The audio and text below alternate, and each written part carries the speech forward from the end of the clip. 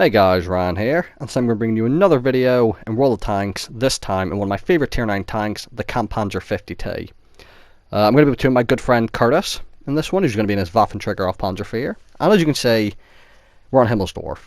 Not a bad map for a Kampfpanzer 50T, because that tank can play on any map, but a Waffenträger auf Panzerfeuer, you'd kind of want a bit of a bigger map, although, small map, big map, a good gun's still a good gun, so he should still be able to do some work. It's currently 3 o'clock when I'm bringing you this video, and that's only because it's so outrageously hot here in England that even at 3 o'clock in the morning it's still 15 degrees Celsius, which doesn't sound like a lot, but at 3 in the morning, and from what I feel now, is fucking roasting. So as we load in, you can see very heavy tier 10 and 9 game, no tier 8, which is always nice for XP. Teammate pinks to hell, I'm in a Kampfpanzer 50T, I'm going to go with him. Now, the good news about this tank is, if need be, I can side scrape in the town. Why is that? 40mm side armor.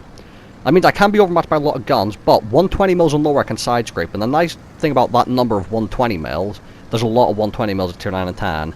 American heavies, E5, M103, British heavies, so the Super Conqueror, Valor, Chieftain, they all have 120mm.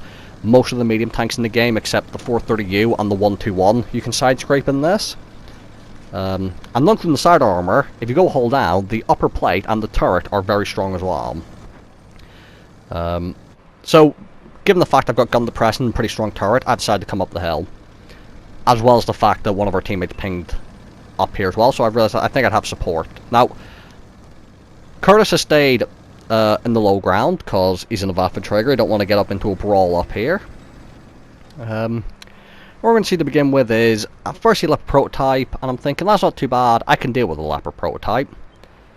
Another team moves forward, I decide to join them. Now, our Progetto is going to spot a T95 E6 when he gets to the rubble. I want to help him if T95 pushes round, and you see, I somehow pan him and track him, and he uses a repair kit. So I'm keeping that in mind. I know he's used one. Come around the corner, a teammate tracks him, I get the shot in, and I'm pretty sure he uses a second repair kit. I think. And something about this game is, and what I want you to notice, and the title gives a bit of it away about what's going to happen here, is it's okay to run away. Look at the minimap. I almost get pushed out by our E5, and I'm looking at the minimap right now, and I've decided I'm getting the fuck out of here. I'm in a medium tank, I've got maneuverability and mobility, and I'm going to use that to escape. Because when you look at the map, you will see that a lot of our team is actually in the low ground, specifically towards the train tracks, and I want to try and get to them. So, running away, and I load heat here because Curtis is on the road near the heavy line, and he's fighting a what's it called, VK7201K or whatever it is. The big German super heavy with the Panzer 7 hull, with the lower plate that kind of isn't a weak point. So I've loaded hate for the Panzer 7 VK thing. Do get a shot through the turret, although I need to be careful because me and him have basically the same hate, but his is a lot bigger and does a lot more damage, so I kind of don't want to get hit by that. Can't quite fit a shot in past our 705, so I'll go for the easier shot on the Jagdpanzer. And the enemies have won the hill, so I've decided I'm going to push now to go towards train tracks. And I can't go back the way I came because the enemy are coming down the hill. So I've crossed over without getting shot by the Aegro. And now I'm driving towards train tracks. And you see, I'm going to look up at hill. And I see there's a Conqueror there. And while I'm looking at the Conqueror and other tanks to see what enemies are where, I'm kind of not paying attention in front of me. And I do briefly cross into rubble, but not the end of the world. I don't lose any hit point for it. It's all good. Now, something interesting about this Conqueror. When you fight Conquerors, their cupola on top is angled to where it's not ricochet when on flat ground, or it's using its gun depressing, and it can be quite awkward to pam. Now, through his outline that I can see through the wall, I can see that he's not fully upgraded. He doesn't have the 120mm gun, which is good to know. Now, I'm going to get a shot in here through his turret. Now look, at the angle he's at, his weak point is angled down, and therefore isn't as well angled. Look at this shot from Curtis. Did you guys see that? That shot hit the weak point on top of the turret, bounced off and hit the castle wall. Now I know the Conqueror's weak point isn't really a weak point when he's using his gun depressor, but he was angled downwards, and that's a Waffenträger gun. How the fuck did that bounce? Anyway, RNG aside, I went straight to cover there because I was worried the 60 TP or the Valor might be waiting down here as well. And the 60 TP can overmatch my sidearmor, so I didn't want to fuck with him. But we see it's just Leopard, and he also isn't fully upgraded. He's got the small gun.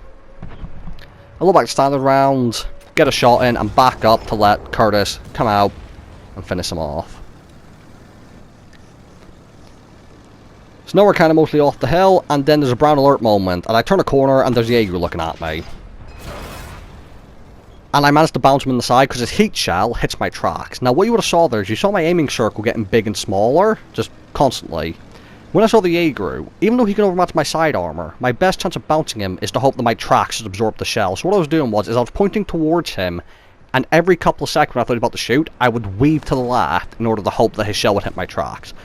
Doesn't always work, in fact it very rarely works, but in that case it did, and it saved me from losing 1,000 hit points, which is very nice. Jaeger's just fired, so I now know that with my DPM, I can kill him before he reloads. Got the heat loaded because you saw in my previous video in the Valor, also on this map, that I bounced off a Jagdpanzer's lower plate with 270 pan. So I don't like taking risks with German tanks in their lower plates. Hence why the VK7201K thing earlier as well.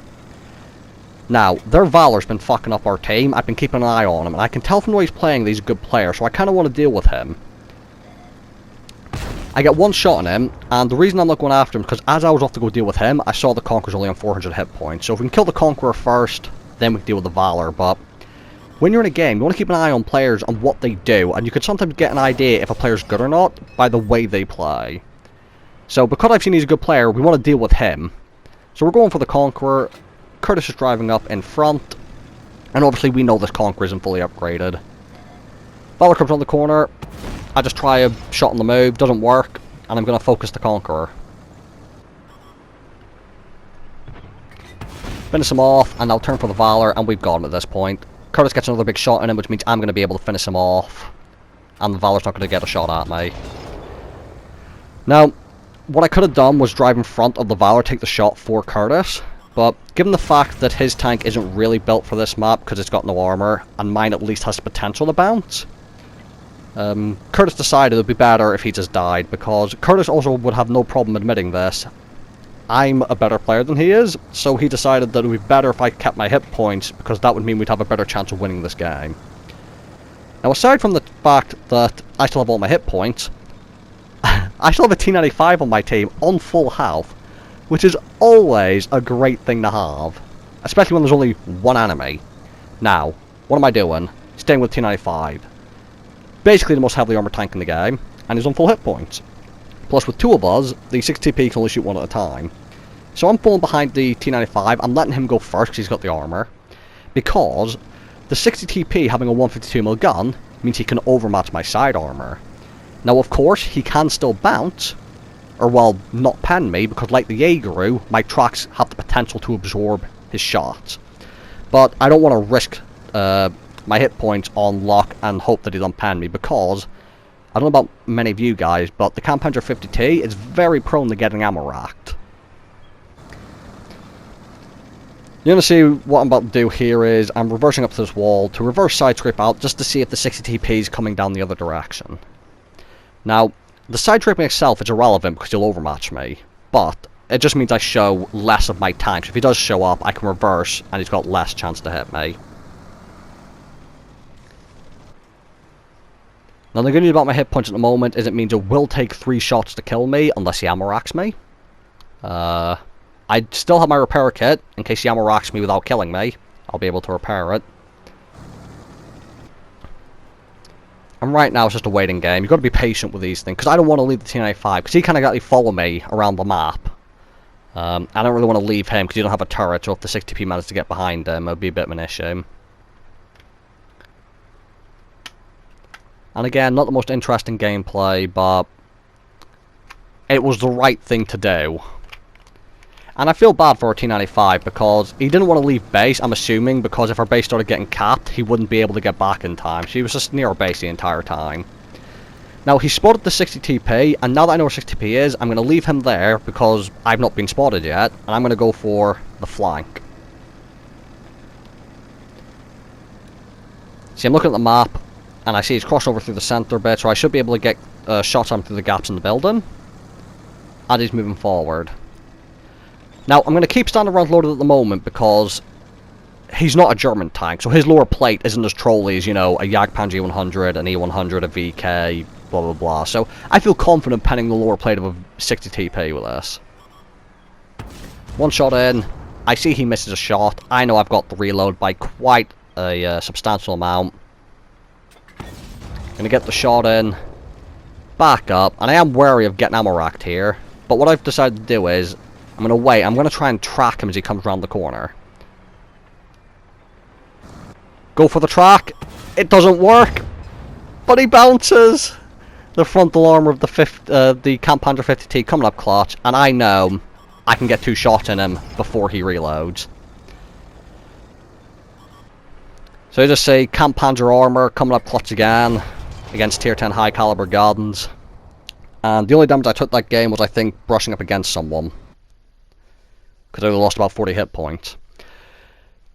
Now, in that game, you'll see that, because it was tier 9 and 10s, I meant I got a decent bit of XP. So 37,000 profit, 5,300 damage, almost 5,400, 4 kills, 1,200 blocked using the armor efficiently. And that actually was an ace tanker in this vehicle. Now you're going to see that our 279E did good. And I would not have been able to win this game without Curtis, who did very well considering he was in a map that his tank is not too comfortable in. And you'll see the enemy team, the Valor, that I thought was a good player, so I wanted to deal with, did 5k damage almost, so it was a good thing I focused him. And our T95 propping up the middle, didn't do much damage, but having him at the end on full health gave me the confidence that I could play a bit more relaxed, knowing he was there. So, another great game, one of my favourite maps, and one of my favourite tanks. So I hope you guys enjoyed the video, and I'll see you all in the next one.